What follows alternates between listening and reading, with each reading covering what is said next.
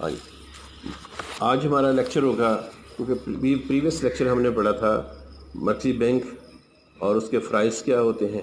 آج ہم مرکزی بینک کی پالیسی کے بارے میں ڈسکس کریں گے کہ مرکزی بینک کی زرعی پالیسی کیا ہوتی ہے، ٹھیک ہے، اور اس کے آبجیکٹو کیا ہوتے ہیں، اس کے گولز کیا ہوتے ہیں، یعنی اس کے مقاصد کیا ہیں، ٹھیک ہے۔ دو قسم کی پالیسیز ہوتی ہیں، ایک کو ہم زرعی پالیسی کہتے ہیں، ایک کو ہم فائنینشیل پالیسی مالیاتی پالیسی کہا جاتا ہے۔ زرعی پالیسی کو مانیٹری پالیسی کہا جاتا ہے۔ زرعی پالیسی جو ہے it's relevant over central bank, جبکہ فائنینشیل یعنی مالیاتی پالیسی جو ہے it's relevant over central government ہے۔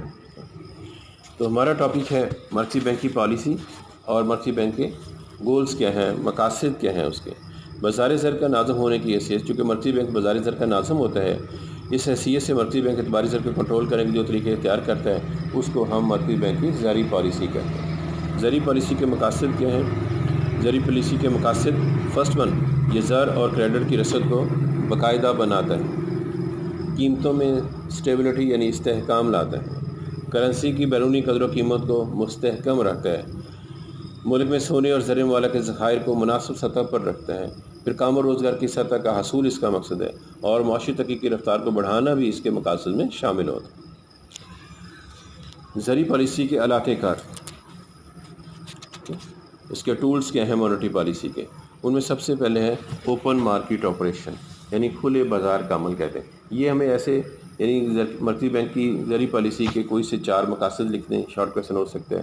جیسے ابھی ہم اس کے ٹولز پڑھ رہے ہیں تو ٹولز میں ہمارے پاس ہے اوپن مارکیٹ آپریشن یعنی کھلے بازار کا عمل کیا ہے، شرح بینک کی پالیسی سے کیا مراد ہے، یا ہم کہتے ہیں زر محفوظ سے کیا مراد ہے، ٹھیک ہے۔ تو یہ ایسے ہمارے پاس شارٹ کویسچن بھی ہو سکتے ہیں، ٹھیک ہے۔ ہاں جی، اب اوپن مارکیٹ آپریشن کی بات کرتے ہیں۔ تو مرکزی بینک سرکاری کفالتوں کی خرید و فروخت کے ذریعے تجارتی بینکوں کے یعنی مرکزی بینک کے پاس نقد محفوظات میں تبدیلی کرتا ہے، اور اس طرح اعتباری زر کی مقدار کو کنٹرول کرتا ہے، اور زر کی رسد کو کنٹرول کرنے کے اس طریقے کو کھلے بازار کا عمل کہا جاتا ہے۔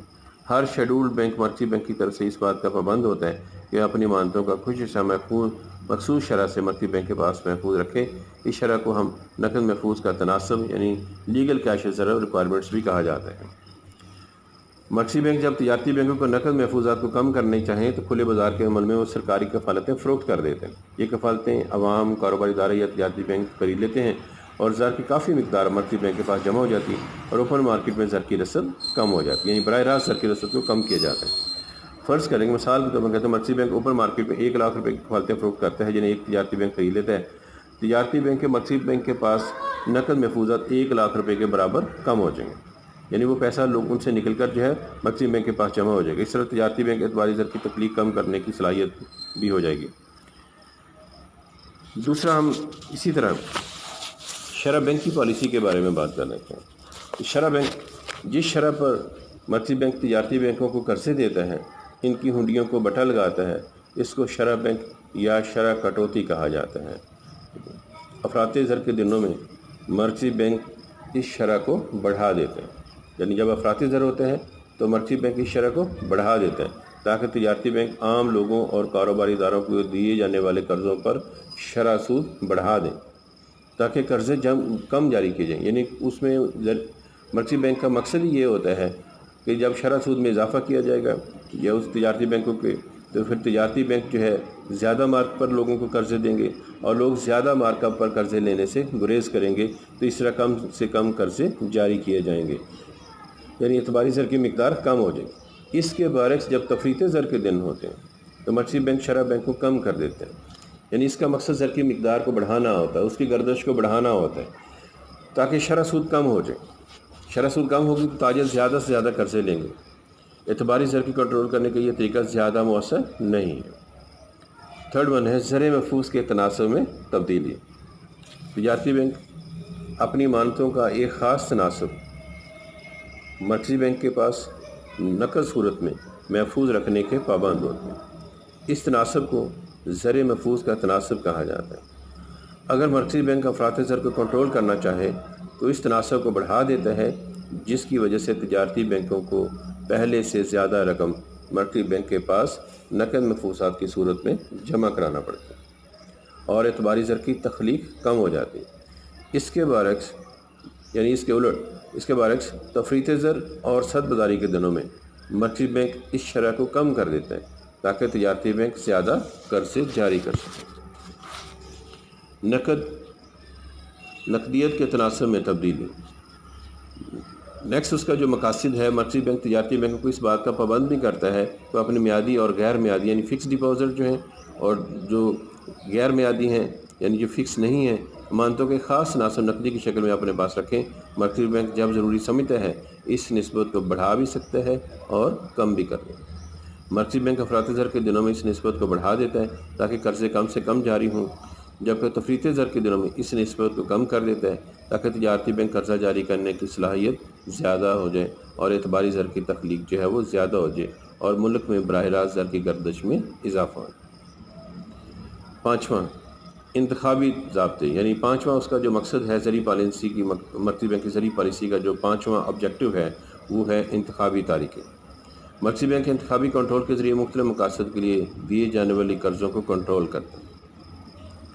کریڈٹ کو زیادہ سے زیادہ اہم شعبوں اور اہم مقاصد تک پہنچایا جائے اور صارفین کو دیے جانے والے کریڈٹ کو منضبط کیا جا سکے۔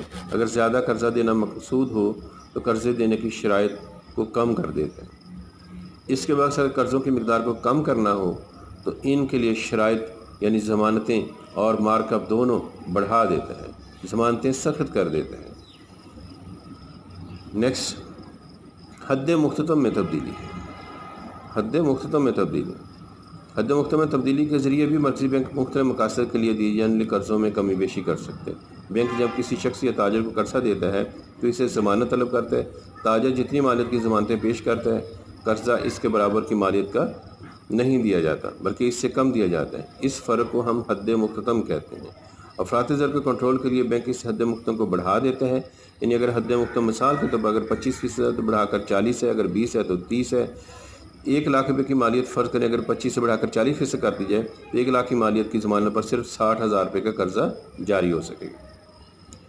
یعنی وہ اس مالیت کو اگر 1,00,000 کی آپ گارنٹی دے رہے ہیں، جو چیز سے آپ بطور ضمانت دے رہے ہیں اس کی مالیت 1,00,000 روپے ہے، تو وہ افراط زر کے دنوں میں اگر اس شرح کو بڑھا کر 40% کر دیتا ہے تو اس کا مقصد آپ کو 60,000 کے برابر قرضہ مل سکتا ہے۔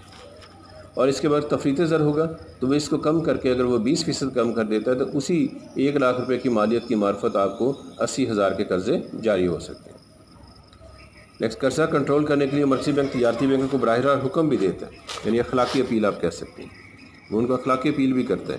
اگر تجارتی بینک مرکزی بینکوں کی پالیسی پر عمل نہ کریں، منافع کے لالچ میں مرکزی بینک کی دی گئی ہدایات کو نظر انداز کر دیں، اس کے برعکس زیادہ قرضے جاری کرتے چلے جائیں تو مرکزی بینک تجارتی بینکوں کی ہنڈیوں کو دوبارہ بٹا نہیں لگائے گا، جس سے ان کی قرضہ جاری کرنے کی صلاحیت محدود ہو جائے گی۔ اس کے علاوہ قرضہ جاری کرنے کی اور بھی شرائط ہیں، دیگر شرائط کو مشکل میں بنا دیا جاتا ہے۔ مرکزی بینک میعادی امانتوں پر دی والی شرح سود کی بلائی حد بھی مقرر کر دیتا ہے۔ مرکزی بینک عوام کی آگاہی کے لیے معاشی حالات اور پیداواری شعبوں کی کارکردگی کے بارے میں باقاعدگی سے درست معلومات فراہم کرتا ہے تاکہ کاروباری حضرات سرمایہ کاری کے لیے صحیح سمت کا تعین کر سکیں۔ تو آج کا ہمارا ٹاپک تھا مرکزی بینک کی پالیسی اور اس کے آبجیکٹو کیا ہیں، یعنی اس کے گولز کیا ہیں، ٹھیک ہے۔ اس کے بعد ہمارا ایک شارٹ کویسچن ہوگا مشارکہ، ایک مضاربہ۔ مشارکہ ہم کہتے ہیں اس قسم کے کاروبار میں بینک اور دوسرا کاروباری فریق برابر کے شریک ہوتے ہیں۔ یہ ایک جوائنٹ وینچر ہے جس میں دونوں فریق سرمایہ فراہم کرتے ہیں اور کاروبار کے انتظام میں ایک یا دونوں فریق شامل ہوتے ہیں۔ اس قسم کے کاروبار میں دونوں کاروباری فریق نفع نقصان میں برابر کے شریک ہوتے ہیں۔ اسلامی بینک مختلف کمپنیوں کے حصے میں سرمایہ لگا کر یہ کاروبار کرتے ہیں۔ مضاربہ کیا ہے؟ اس قسم کے کاروبار ایک فریق سرمایہ فراہم کرتے ہیں، دوسرا محنت اور انتظامی صلاحیت کی بنا پر کام کرتا ہے۔ منافع دونوں میں پہلے سے طے شدہ اصولوں یا تناسب سے تقسیم کر دیا جاتا ہے، لیکن اگر خسارہ ہو تو صرف سرمایہ فراہم کرنے والے کو ہی برداشت کرنا پڑتا ہے۔ یہ ہمارے دو ایز اے شارٹ کویسچن ہیں، یہ ایز اے دو شارٹ کویسچن آ سکتے ہیں۔ امپورٹنٹ شارٹ کویسچن ہے مضاربہ اور مشارکہ کیا ہوتے ہیں، ٹھیک ہے۔ تو نیکسٹ ہم پھر کل بات کریں گے، نیکسٹ ہمارا چیپٹر جو ہے اس کے حوالے سے، ٹھیک ہے۔ اوکے، اللہ۔